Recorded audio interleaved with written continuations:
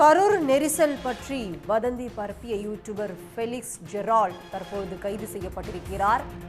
சமூக வலைதளங்களில் வதந்தி பரப்பியதாக யூடியூபர் ஃபெலிக்ஸ் ஜெரால்ட் கைது செய்யப்பட்டிருக்கிறார். இது பற்றி விரிவான தகவல் இதற்கு காத்திருக்கிறார் செய்தியாளர் சதீஷ். சதீஷ், விவரங்கள் என்ன? கரூர் விவகாரம் குறித்து வதந்திகளை சமூக வலைதள பக்கங்களில் பரப்பிய நபர்கள் மீது நடவடிக்கை எடுக்கப்பட்டு வரும் நிலையில் நேற்று 3 பேர் கைது செய்யப்பட்டனர். மேலும் ஒருவராக இன்று ரெட்பிக்ஸ் யூடியூப் சேனலின் யூடியூபர் ஃபெலிக்ஸ் ஜெரால்ட் கைது செய்யப்பட்டுள்ளார்.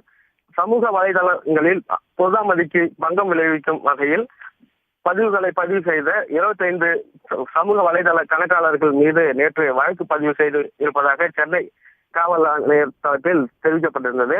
அந்த வகையில் நேற்று 3 நபர்களை போலீசார் கைது செய்திருந்தனர்.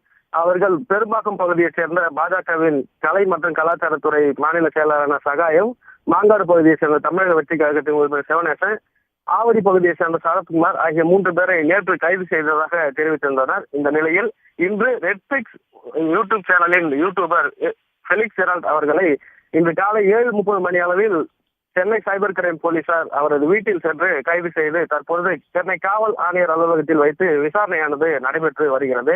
தொடர்ந்து இதுபோன்று வதந்திகளை பார்ப்பவர்கள் மீது சட்டப்பூர்வமாக நடவடிக்கை எடுக்கப்படும் என ஏற்கனவே காவல்துறை தரப்பில் எச்சரிக்கை விடுக்கப்பட்டிருந்த நிலையில் தற்போது ஃபெலிக்ஸ் ஜெரால்ட் அவர்கள் கைது செய்து போலீசார் விசாரணையானது நடத்தி வருகின்றனர்.